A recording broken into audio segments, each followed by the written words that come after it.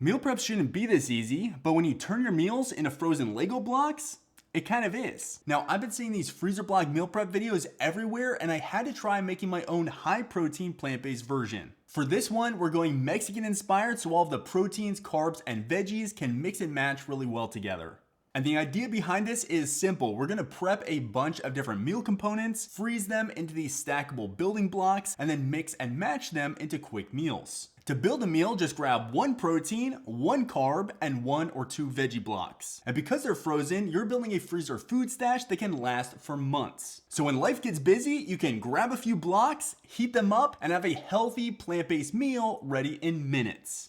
We're gonna start with proteins, and we made 5 recipes with some soy-free options. So choose 3 that sound best to you and then switch things up next time you prep. You can download all the recipes for free in the description with all the measurements and step-by-step instructions. And with that, let's dive in and make some proteins. So our first protein recipe is some soy curl fajitas, which are absolutely delicious. These are probably my favorite Mexican dish across the board. So really excited to dive in and show you how to make it. We're gonna start by placing our soy curls into a bowl and covering them with veggie broth. Feel free to add some water if you need to make them totally submerged. Let them soak for about 10 minutes to rehydrate. And while the soy curls are soaking, we're gonna prepare our fajita seasoning by mixing together the spices. Now I like to make a larger batch because I always like having some fajita seasoning on hand, but feel free to follow the exact recipe in the PDF for this serving size or use a store-bought fajita seasoning if you prefer. Next, we're gonna wash and slice the bell peppers. Once the soy curls are rehydrated, we're gonna drain them and gently squeeze out most of the excess liquid. Then we're gonna add our soy curls to 2 large skillets and some of the fajita seasoning. We're gonna cook until lightly browned, then combine them together and remove it from the heats. Using the remaining pan, we're gonna add the bell peppers along with a little more fajita seasoning and cook until softened. Squeeze some fresh lime juice that we're gonna pour over the top. Combine the soy curls and peppers and mix everything together. All right, so it's time to portion it. This is one of our freezer containers. There are a ton of different options that you can have. So check these out on Amazon. The ones that I'm using are linked in the description, but it's super easy. We're just gonna portion out all of our food into these individual slots, and feel free to really kind of compact the food. We are freezing it into blocks that we will then thaw when we're ready to eat them. So don't worry about it being really smashed in there. All right, then we're gonna pop the lids on, put it in the freezer, and let's dive into our next recipe. Our next protein-packed recipe is a delicious Mexican tofu bake. Look at that. Our first step is to cut the tofu into evenly sized cubes. Next, coat your tofu with your taco seasoning of choice. Store-bought works great, or you can use the simple homemade version in the PDF. Next, we're gonna add the tofu to a parchment-lined baking pan, which you can optionally spray with a little bit of oil for some extra crispness, and then bake it. While the tofu is baking, dice the bell peppers and onions. Add them to a pan with a splash of vegetable broth and saute until they begin to soften. Then add the black bean, salsa, and a little more taco seasoning and stir to combine. Once the tofu is done baking, remove it from the oven, spread the vegetable and bean mixture over the tofu, then return the pan to the oven for about 10 more minutes. Then remove it from the oven and let it cool before portioning it into your freezer containers. And for all of these recipes, once the blocks have frozen, I like putting it into a Ziploc freezer bag so I can use the molds for another recipe. Our next recipe is seitan and cilantro lime sauce. This is really delicious and also pretty unique. I think you're gonna enjoy it. So we're gonna start by crumbling or chopping our seitan and then add it to a preheated pan with a splash of veggie broth and cook until lightly browned. While the seitan cooks, we're gonna prep our sauce ingredients, starting with the tomatillos.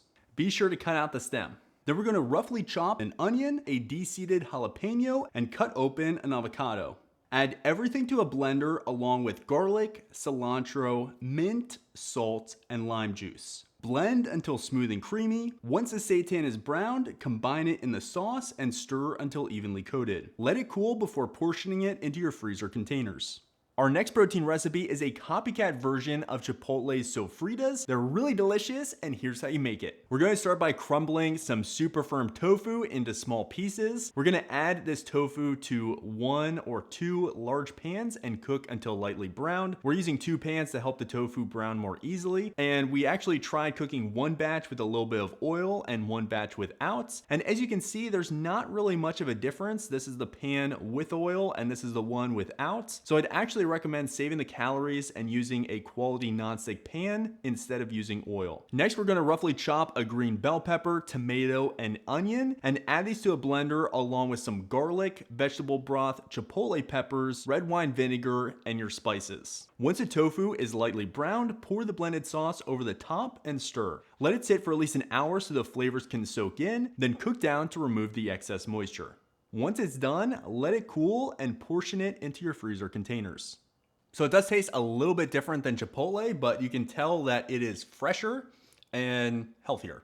So our next recipe is some hearty Mexican lentil chili. Start by finely dicing green and red bell peppers, jalapeno and onion, and mincing some garlic. Then add everything to an instant pot or slow cooker. Next, we'll add some black beans, lentils, and fire roasted corn. Then we'll add crushed tomatoes, salsa, vegetable broth, and our spices. Give everything a good stir, then cook according to your instant pot or slow cooker settings. Once it's done, let it cool before portioning it into your freezer containers. Into the freezer and on to the next. Now that we've got our proteins done, let me quickly show you how I'd build these meals. You can keep it simple with one protein block, one carb block, and one veggie block. But one of the easiest ways to make a meal healthier and more filling is to make about half of your plate veggies. And that's what we call the power plates. About 1/4 protein, 1/4 carbs, and half of your plate veggies. So if you want to build in this power plate style, I do 1 block of protein, 1 block of carbs, and 2 blocks of veggies. And it's super easy to reheat these meals in the microwave or on the stove, and they taste surprisingly amazing. Honestly, they look and taste just like the fresh version. Now that we've got our protein taken care of, it's time to move on to carbs. And up first, we've got an easy rice and bean recipe that's absolutely delicious. Start by very finely dicing an onion and sauteing it in a saucepan until lightly brown. Next, we'll add rice, cumin, oregano, and chili powder. Stir everything together and let cook for about 2 minutes. Then we'll add diced tomatoes, tomato paste, salt, or your favorite salt-free seasoning, and vegetable broth, and then stir everything together until well combined. Cover and simmer over medium heat until the rice is tender and the liquid has been absorbed. Once it's done, we'll add kidney beans and corn and let it cool before portioning it into your freezer containers.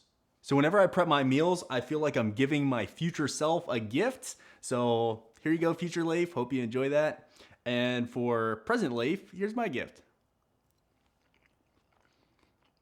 So if you want a super easy side, then look no further than cilantro lime rice, which I'm sure you've had a bunch of times, but it's super quick, really easy, and also delicious. So all we're gonna do is take our white rice, add it to a rice cooker. Of course, you can do this on a stove as well. Then we're gonna add some water and veggie broth. You can make whatever ratio of these you want, or just use all veggie broth or all water. Then we'll add some lime juice for a nice taste.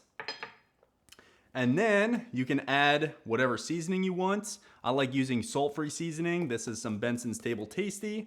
It's not sponsored, but I just eat it all the time for pretty much every meal except breakfast. So get a good bit in there. That's it. Just kind of swirl it up with my finger. You can use a spoon if you want. Close it.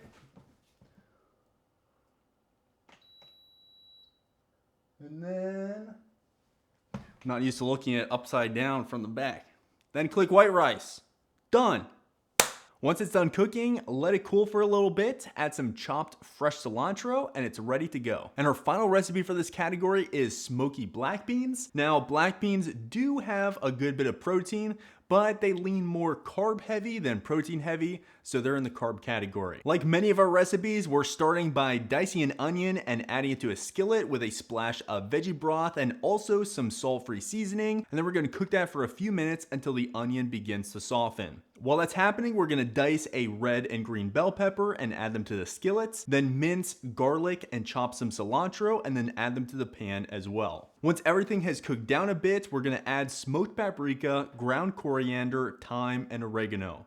Stir everything together and cook for another minute or two, and then add some black beans and vegetable broth. Bring everything to a boil, then reduce the heat and let it simmer until the flavors have come together. Once it's done cooking, I would highly recommend that you mash half of the black beans using a potato masher or the back of a fork. This creates a thicker, creamier texture. Then stir in some maple syrup and lime juice, let it cool, and portion it into your containers. This is so good.